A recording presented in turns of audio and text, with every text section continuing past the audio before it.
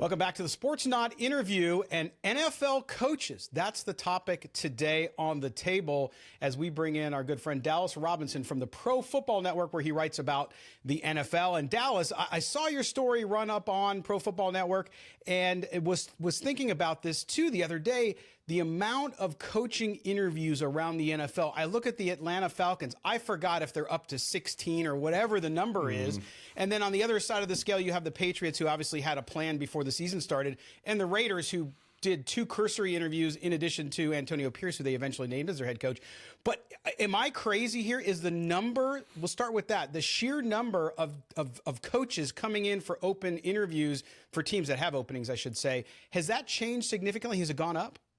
It definitely has gone up. So I went back and looked at about 10 years of data that I'd collected from the past decade of coordinators and who's being interviewed and who's being requested. There is a definite through line. So it used to be 5, 6, 7 guys. That's how many coordinators a team might interview for head coach.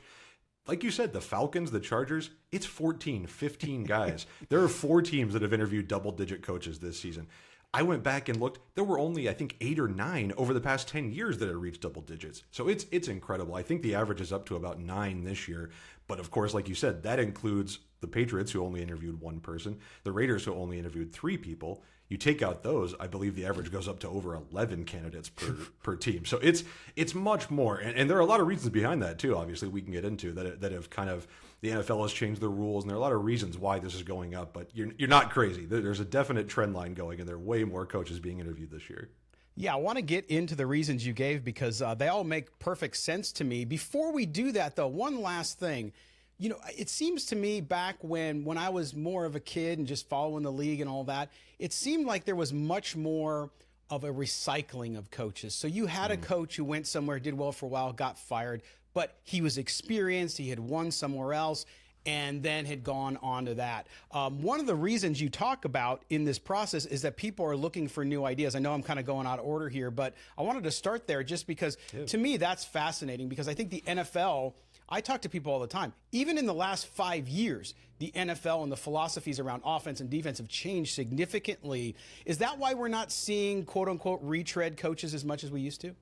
I think that's definitely a reason. I think there are only 6 retread coaches right now in the league, I believe. And that could change, obviously, if Bill Belichick gets a job, if John Harbaugh gets a job, if Mike Vrabel gets a job. Pete Carroll's trying to get a job, apparently. You know, there could be more.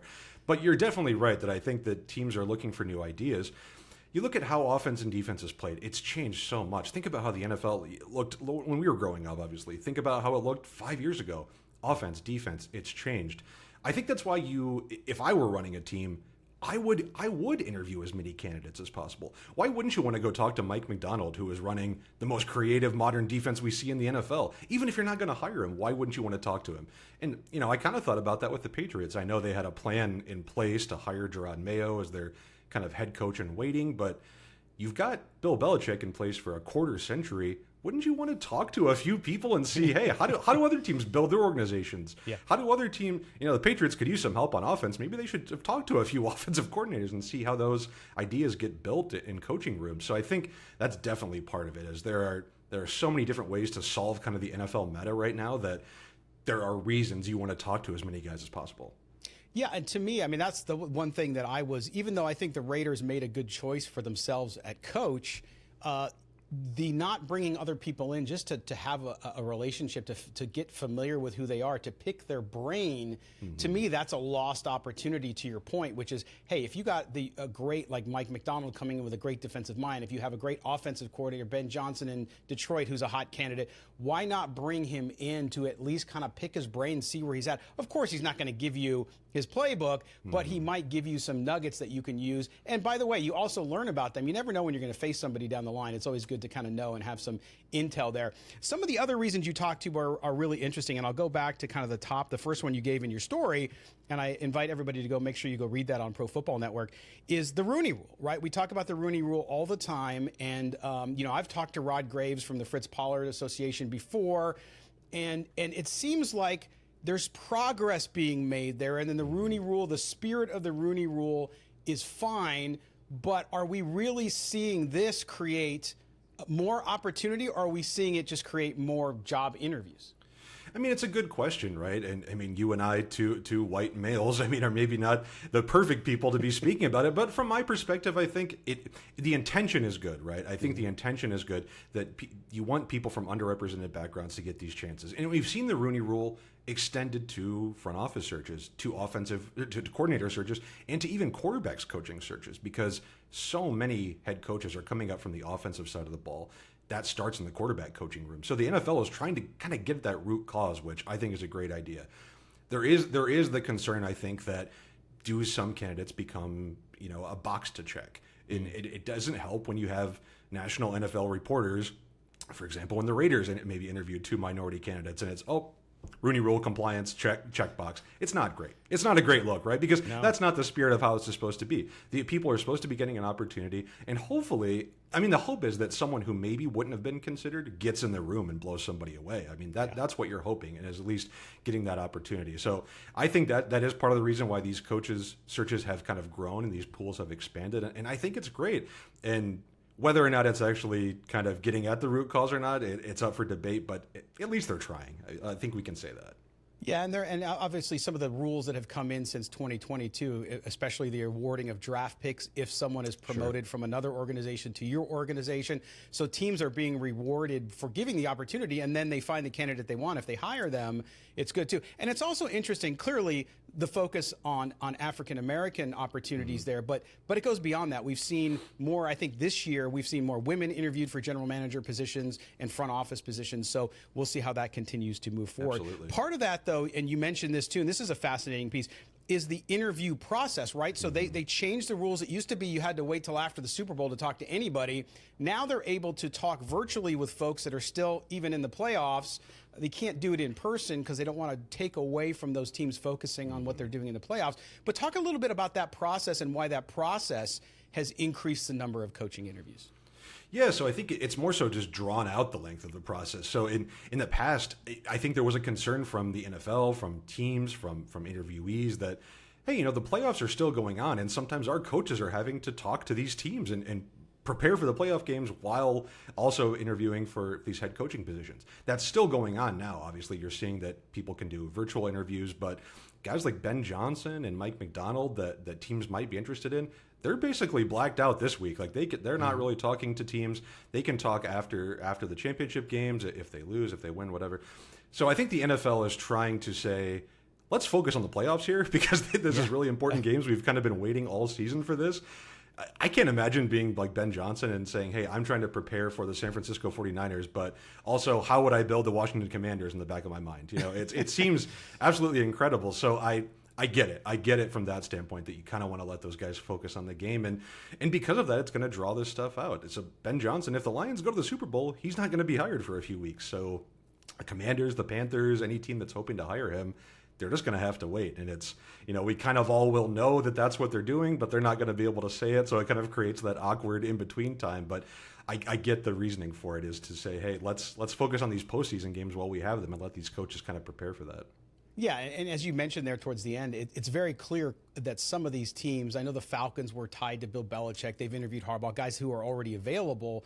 But clearly they're not making decisions, which makes you believe that some coach that's already in the playoffs, that's still in the playoffs in these championship games, is on their radar, and they might be waiting for some results this weekend or even the Super Bowl. So fascinating stuff there, and just a great story and a great exploration of what's going on there. Lastly, I wanted to take a bit of time and ask you had another piece run up on Pro Football Network about the Raiders hiring Tom Telesco, who had been fired by the Chargers, of course, after the Raiders beat the Chargers in that 63-point beatdown in Las Vegas. Tom Telesco goes over to the Raiders. A bit of a surprise, only from the standpoint of, yes, everybody knew he interviewed twice, but Champ Kelly, Ed Dodds, of course, the assistant GM from the Colts, those were both considered sort of the favorites. And then all of a sudden on Tuesday, guess what? The Raiders hire Tom Telesco. You gave the hire a grade. You gave it a D. Let's talk through a little bit of why the Tom Telesco hire for Las Vegas might not be that great for them. What is it about Tom Telesco's 11 years at the Chargers that gives you pause for the Raiders hiring him? Yeah, it did come as a surprise to me because I looked like Champ Kelly or Ed Dodds was going to be the guy. And, Whether that's Mark Davis just not wanting to pair a rookie head coach and Antonio Pierce with a rookie general manager. I think that might be what it is. So Tom Telesco obviously has a long track record of experience, and I hate to just put a D on somebody and leave it at that. So I do have a reasoning behind it. Yes, you do. Yes. I think the Chargers, look, they had some success, but they only went to the playoffs 3 times in 11 seasons that Telesco was in charge. So that's just a baseline. He hit on some first-round picks, but it's not just first-round picks that you have to grade a general manager on. It's an entire draft class over years. If you look at some of his mid- and late-round picks, consistently missing on those picks, which in turn deprives the Chargers roster of depth. You build NFL rosters based on young, cost-controlled players on rookie contracts. The Chargers just never had that. It was totally a stars and scrubs roster.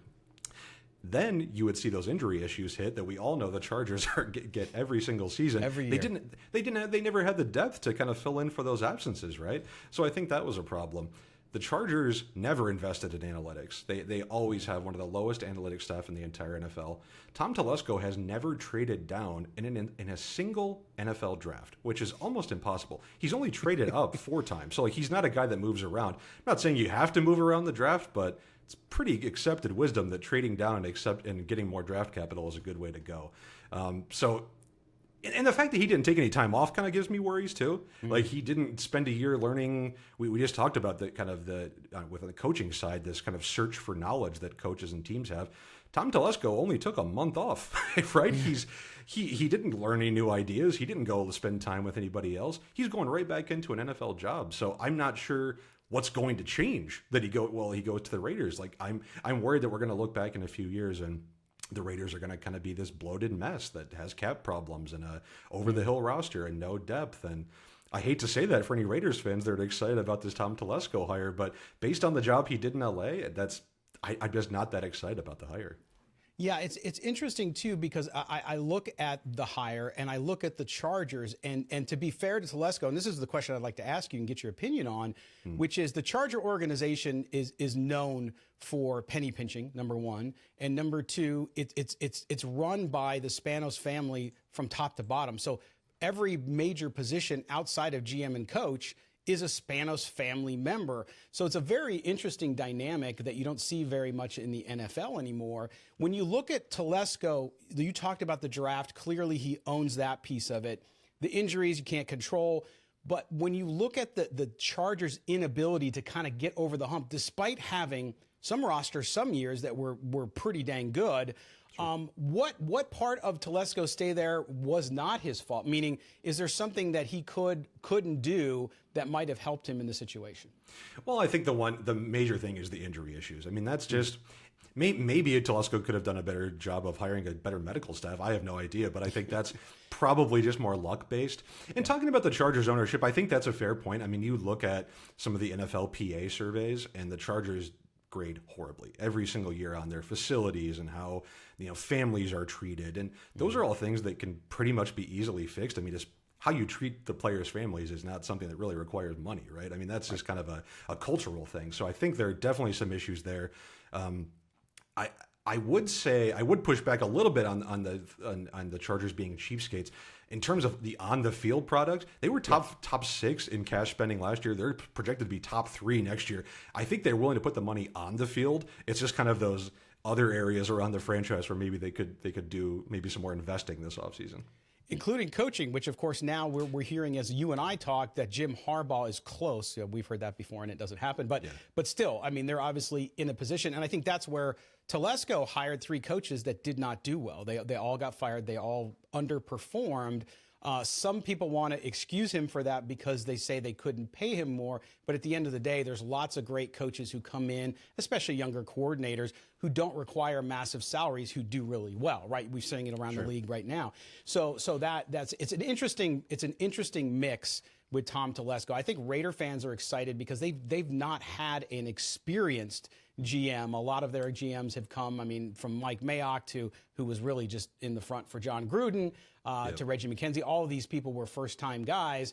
Now with Tom Telesco, I think they look at that and they think, wow, okay, well, it's a little better than we've had. But it's going to be interesting to see how it works out, especially when you have a rookie head coach. as well, who's going to have to lean on some advisors to help him hire staff. So we appreciate that, and we'll revisit it with you as we get maybe towards the end of next season and see, or after the draft, and see how Tom Telesco does. Maybe he hits on a third rounder. We don't know. We'll see. Yeah, you never know. He absolutely could. Maybe he'll trade down for the first time ever. We don't know. He could totally change his stripes. That's right. Dallas, let everybody know how they can follow you in social media and also where they can read your stuff. Absolutely. I am on Twitter or X or whatever we're calling it now at Dallas D. Robinson. And I'm on Pro Football Network writing all the time about various stuff around the league. And then I also co-host our Bengals podcast at PFN. So if you got any Bengals fans listening, come check us out on there as well. So thanks again for having me on today. All right. Dallas Robinson from Pro Football Network. We appreciate you being with us. Thanks for being with us, too, for this great interview. We'll talk to you guys all. Make sure you subscribe to the podcast. Subscribe to the YouTube channel. And make sure you share it with your friends. And we'll see you up for all of our NFL coverage up on Sportsnaut.com.